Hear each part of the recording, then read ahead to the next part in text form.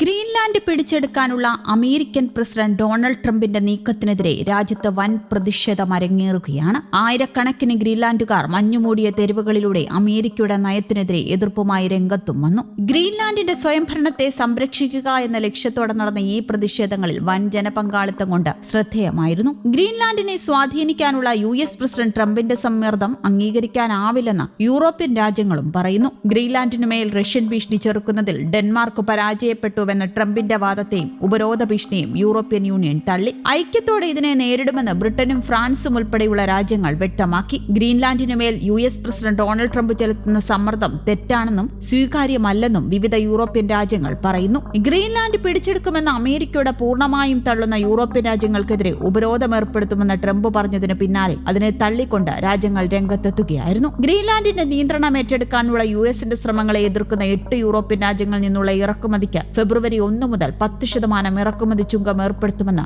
US president Donald Trump പറഞ്ഞിരുന്നു. Greenland പൂർണ്ണമായും വാങ്ങുന്നതിനുള്ള കരാറിൽ ഒപ്പുവെച്ചില്ലെങ്കിൽ ജൂൺ 1 മുതൽ ഈ നികുതി 25% ഉയർത്തുമെന്നും അദ്ദേഹം സോഷ്യൽ മീഡിയയിലൂടെയാണ് വ്യക്തമാക്കിയത്. Denmark, Norway, Sweden, France, Germany, United kingdom, Netherland, Finland എന്നീ രാജ്യങ്ങളെയാണ് നികുതി ബാധിക്കുക. അതിനിടെ ഗ്രീൻലാൻഡ് ഏറ്റെടുക്കാനുള്ള അമേരിക്കൻ പ്രസിഡന്റ് ഡൊണാൾഡ് ട്രംപിന്റെ നീക്കങ്ങൾക്കിടയിൽ തന്ത്രപ്രധാനമായ സൈനിക താവളത്തിൽ അമേരിക്ക യുദ്ധവിമാനങ്ങൾ വിന്യസിക്കുന്നു. ഗ്രീൻലാൻഡിലെ പിറ്റുഫിക് സ്പേസ് ബേസിലാണ് യുദ്ധവിമാനങ്ങൾ വിന്യസിക്കാൻ ഒരുങ്ങുന്നത്. നോർത്ത് അമേരിക്കൻ എയ്റോസ്പേസ് ഡിഫൻസ് കമാൻഡിന്റെ നിയന്ത്രണത്തിലുള്ള കേന്ദ്രമാണിത്. മേഖലയിലെ പ്രതിരോധ പ്രവർത്തനങ്ങളുടെ ഭാഗമായാണ് ഈ വിന്യാസമെന്നും ഇത് നേരത്തെ ആസൂത്രണം ചെയ്തതാണെന്നും നോറാഡ് യുദ്ധവിമാന വിന്യാസത്തെപ്പറ്റി വിശദീകരിക്കുന്നത്. ഡെൻമാർക്കുമായി ഏകോപിപ്പിച്ചാണ് ഈ നടപടിയെന്നും ഗ്രീൻലാൻഡ് സർക്കാരിനെ മുൻകൂട്ടി അറിയിച്ചിട്ടുണ്ടെന്നും US സൈന്യം അറിയിച്ചു. ഗ്രീൻലാൻഡ് കൈവശപ്പെടുത്താൻ സമ്മർദ്ദം ശക്തമാക്കി US പ്രസിഡന്റ് ഡൊണാൾഡ് ട്രംപ് മുന്നോട്ടു പോകുന്നതിനിടെ യുദ്ധവിമാനങ്ങൾ വിന്യസിക്കുന്നത്. സൈനിക വിന്യാസത്തിന്റെ കൃത്യമായ സമയം അമേരിക്ക വെളിപ്പെടുത്തിയിട്ടില്ലെങ്കിലും ട്രംപിന്റെ സമ്മർദ്ദം ശക്തമാകുന്ന സാഹചര്യത്തിൽ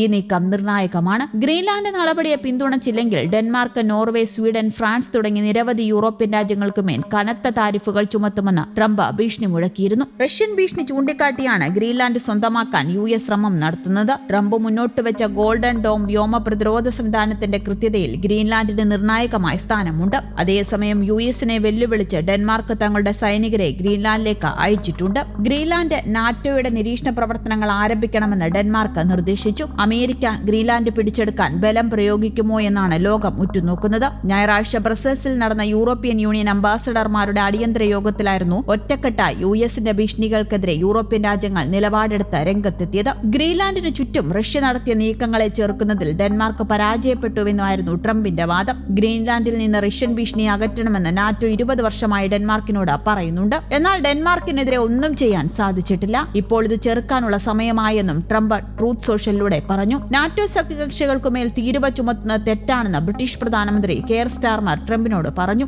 വ്യാപാര യുദ്ധം ആരുടെയും താൽപര്യത്തിന് നിരക്കുന്നതല്ലെന്നും അദ്ദേഹം കൂട്ടിച്ചേർത്തു. തീരുവകൾ ഉപയോഗിച്ചുകൊണ്ടുള്ള ഭീഷണികൾ സ്വീകാര്യമല്ലെന്ന് ഫ്രഞ്ച് പ്രസിഡന്റ് ഇമാനുവൽ മാക്രോൺ പറഞ്ഞു. ഉക്രൈനിലോ ഗ്രീൻലാൻഡിലോ അല്ലെങ്കിൽ ലോകത്തിലെ മറ്റെവിടെയെങ്കിലുമോ ഭീഷണികൾ നേരിടുന്ന സാഹചര്യത്തിൽ ഒരു ഭീഷണിയും ഞങ്ങളെ സ്വാധീനിക്കില്ല എന്നും അദ്ദേഹം എക്സിൽ പറഞ്ഞു. യൂറോപ്യൻ പരമാധികാരം ഉയർത്തിപ്പിടിക്കുമെന്നും ഐക്യത്തോടെയും ഏകോപിതമായും പ്രതികരിക്കുമെന്നും അദ്ദേഹം കൂട്ടിച്ചേർത്തു. ഇറ്റാലിയൻ പ്രധാനമന്ത്രി ജോർജിയ മെലോണിയും ഈ നീക്കത്തിനെതിരെ രംഗത്തെത്തി. ഗ്രീൻലാൻഡിന്റെ സുരക്ഷയ്ക്കായി ശബ്ദമുയർത്തുന്ന രാജ്യങ്ങൾക്കെതിരെ തീരുവ ചുമത്തുമെന്ന ആശയത്തോട് യോജിപ്പില്ലെന്ന് അദ്ദേഹം പറഞ്ഞു. UK, ജർമ്മനി, ഫ്രാൻസ് എന്നിവയുൾപ്പെടെ 8 യൂറോപ്യൻ രാജ്യങ്ങൾ ഞായറാഴ്ച ഒരു സംയുക്ത പ്രസ്താവന പുറത്തിറക്കിയിരുന്നു. താരിഫ് ഭീഷണികൾ അറ്റ്ലാന്റിക് സമുദ്ര ബന്ധങ്ങളെ ദുർബലപ്പെടുത്തുകയും അപകടകരമായ സാഹചര്യം സൃഷ്ടിക്കുകയും ചെയ്യുന്നു. ഞങ്ങളുടെ പ്രതികരണത്തിൽ ഞങ്ങൾ ഐക്യത്തോടെയും ഏകോപനത്തോടെയും നിലകൊള്ളുന്നത് തുടരുമെന്നും പ്രസ്താവനയിൽ യൂറോപ്യൻ രാജ്യങ്ങൾ വ്യക്തമാക്കി. ഞായറാഴ്ച ട്രംപുമായി ഈ വിഷയത്തെക്കുറിച്ച് സംസാരിച്ചെന്നും ഇതിൽ തങ്ങൾ തുടർന്ന് പ്രവർത്തിക്കുമെന്നും ഈ ആഴ്ച അവസാനം ദാവോസിൽ അദ്ദേഹവുമായി കൂടിക്കാഴ്ച നടത്താൻ സാധ്യതയുണ്ടെന്നും നാറ്റോ സെക്രട്ടറി ജനറൽ മാർക്ക് റുട്ടെയും പറഞ്ഞു.